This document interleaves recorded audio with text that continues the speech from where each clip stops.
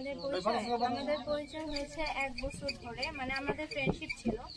আমি একটা অ্যাপসের মাধ্যমে তার সাথে আমার পরিচয় হয়, হ্যালোটেক। তো সেই অ্যাপসটায় আমি ইংলিশ শেখার জন্য অ্যাপসটা ডাউনলোড করেছিলাম, যে বাইরের কান্ট্রির ছেলে মেয়ে উভয় আছে। তো আমরা অ্যাপটা ডাউনলোড করেছি যে আমি বাইরের কান্ট্রির ছেলে মেয়ে সবাইকে পছন্দ করি, যে আমি জানতে চাই যে তারা কেমন, তাদের ব্যবহার কেমন, তারা কেমন কালচারে চলাফেরা করে।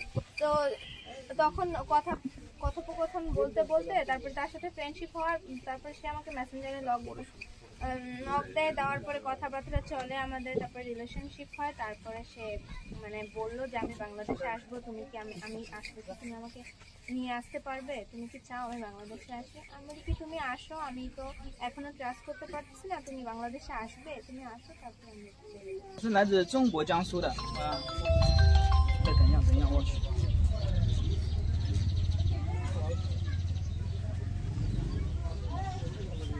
OK， 我是来自中国江苏的一位小伙，我叫袁小翔，我从事的工作是一名钉焊工，我居住在江苏泰州。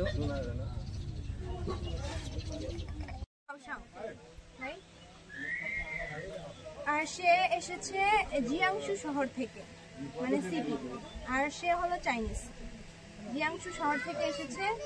তার মায়ের নাম হলো লিউ ফেংহু, আর তার বাবার নাম হলো ইয়ান শিক, রাইট? ইয়া মিতো, পাপা মিতো, রাইট? আমাদের একটা অ্যাপসের মাধ্যমে পরিচয় হয়েছে। সে আমার ফ্রেন্ড ছিল, তারপরে আমরা রিলেশনশিপে যাই। আমাদের 1 বছর যাবত আমাদের রিলেশনশিপ ছিল।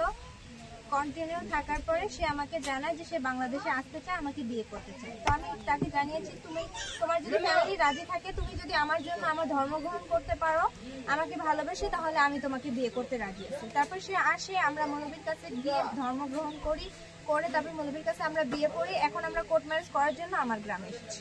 আমি আগে ঢাকায় থাকতাম, মাওনা।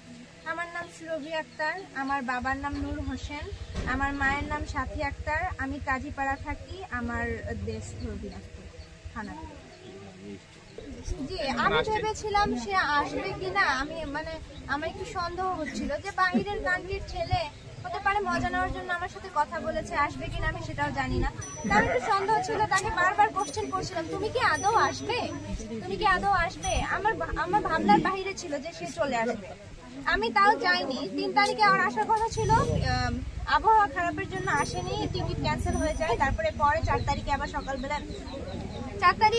3 তারিখ 5টা বাজে সে, মানে 4 তারিখই বলতে গেলে 4 তারিখ 5টা বাজে সে, মানে সকাল 5টায় সে ফ্ল্যাটে উঠে, আর আসে হলো 7টায়।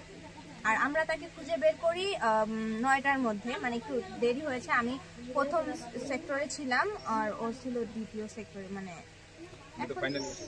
আমি তো অনেক এক্সাইটেড ছিলাম যে সে আদৌ আসবে কিনা। আমার এখন অনেক খুশি লাগতেছে, কারণ সে তো এখন আমার হাজব্যান্ড, আমি আমার ভালোবাসার মানুষকে পেয়ে পেয়েছি।